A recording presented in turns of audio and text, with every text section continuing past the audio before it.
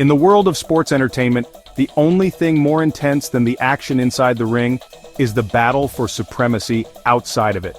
For years, WWE has stood atop the mountain, the undisputed king of the industry.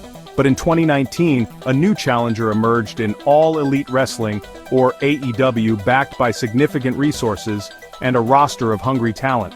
This has ignited a new promotional war, and as of today, August 15, 2025, WWE is no longer just defending its territory, it's going on the offensive. The strategy is clear, direct, aggressive counter-programming designed to disrupt AEW's momentum and reassert WWE's dominance in the hearts and minds of every single fan. This isn't just about putting on a better show, it's about strategic placement and high-stakes maneuvering. Take a look at the calendar. WWE has made it a point to schedule major events directly opposite AEW's biggest pay-per-views. For instance, during the weekend of AEW's massive All-In event in July, WWE saturated the market with not one, but two premium live events and a special Saturday night's main event. This wasn't a coincidence. It was a calculated move to force fans to choose, to split the audience, and to remind everyone that WWE is the main event, no matter what else is happening. It's a bold, unapologetic declaration of war. The intensity of this strategy is only escalating as we head towards the end of the year. Rumors are swirling that WWE is attempting to move its final Saturday night's main event of the year from December 13th to December 27th. Why that specific date? Because it's the exact same night as AEW's World's End pay-per-view. This proposed show isn't just any event, it's slated to be the grand retirement show for one of the greatest of all time, John Cena. Pitting Cena's farewell against a major AEW show is the kind of power play that defines this era of wrestling, though it faces a hurdle with an exclusive NFL game on Peacock that same night. This strategy is a throwback to the infamous Monday Night Wars of the 1990s, but with a modern corporate-backed twist. Back then, it was about ratings and bravado. Today, under the TKO Group Holdings umbrella, it's about market share, media rights, and brand synergy.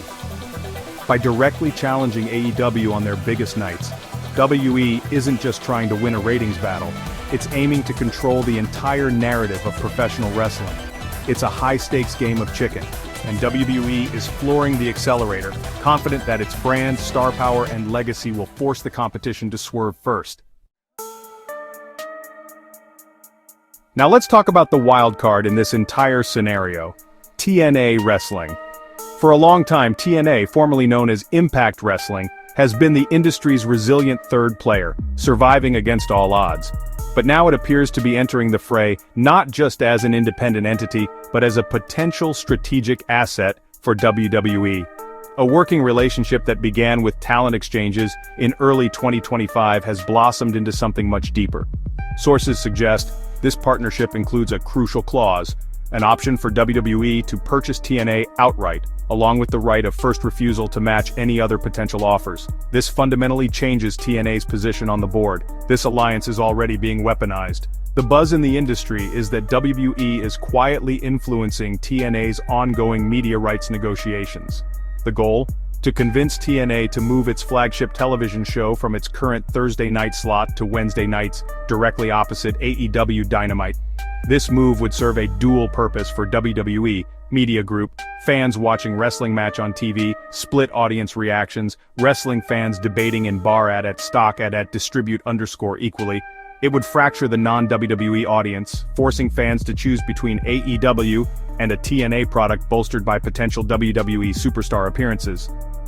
Furthermore, it would effectively establish TNA as the number 2 promotion, but one that WWE has a significant degree of control over. TNA, for its part, seems open to the idea.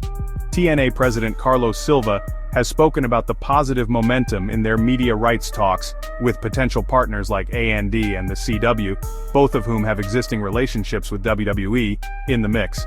He's reportedly seeking a deal worth around $10 million a year, a figure that would be a game changer for the promotion. The prospect of WWE talent making crossover appearances, similar to what we saw when NXT went head-to-head with Dynamite, would undoubtedly boost TNA's viewership and relevance, making them a much more formidable competitor for AEW on a weekly basis. But is TNA just a pawn, or is there more to this story?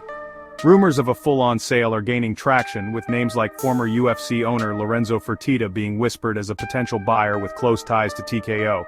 Whether TNA is acquired by a WWE friendly party or by WWE itself, the implication is the same. The wrestling landscape is being reshaped. TNA's survival and potential resurgence could become the most critical subplot in the ongoing war between WWE and AEW, proving that in this business, even old players can learn devastating new moves.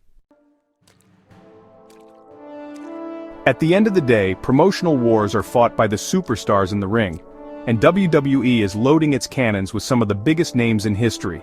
The centerpiece of this strategy is the monumental return of the Beast incarnate, Brock Lesnar. After a 2-year hiatus, Lesnar is back and WWE is deploying him with surgical precision. He is scheduled for a blockbuster match against John Cena, strategically planned to air on the same day as AEW's All-Out pay-per-view.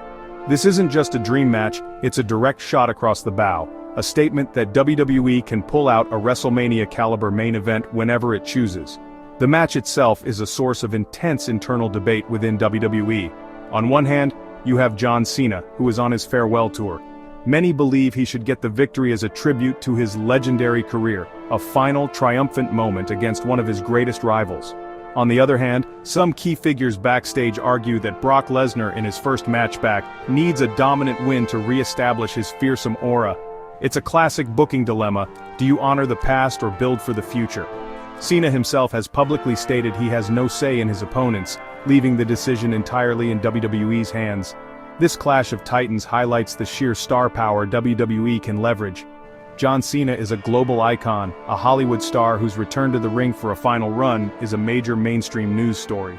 Brock Lesnar is a legitimate box office attraction, a former UFC heavyweight champion whose presence lends an air of unpredictability and danger to any event he's a part of. Placing a match of this magnitude on a regular broadcast day instead of a premium live event is an unprecedented move designed purely to steal the spotlight and undermine a competitor's biggest show of the season. This isn't just about one match either. The entire strategy hinges on leveraging legendary names to draw maximum eyeballs. We saw it with Bill Goldberg's retirement match being used as counter-programming, and now we see it with Cena and Lesnar. By using these icons, WWE is sending a clear message to both fans and competitors. Our legends are bigger than your current stars. It's a powerful, if not ruthless tactic that transforms these dream matches from celebratory moments into strategic weapons in a much larger war for industry dominance. Beyond the corporate chess moves and main event showdowns, the lives and careers of the superstars themselves continue to evolve. One of the biggest stories we're following is the status of former Women's World Champion Liv Morgan. Liv suffered a tough dislocated shoulder back in June during a match on Raw against Kairi Sane. While everyone hoped for a speedy recovery, it seems to be taking a bit longer than expected. She was recently scheduled for a new medical evaluation, but wasn't present at TV, fueling speculation. The internal hope within WWE is for her to be back in early 2026, with many fans already pegging her for a surprise return at the Royal Rumble. Over in the AEW camp, there has been chatter about the status of former AEW Women's Champion Dr. Britt Baker, DMD. Having been absent from television since late 2024, some fans started to speculate online that she might be retired. Baker quickly shut down those rumors with a simple, direct response to a fan who commented on a beach photo. "Because I'm at the beach in Florida where I live."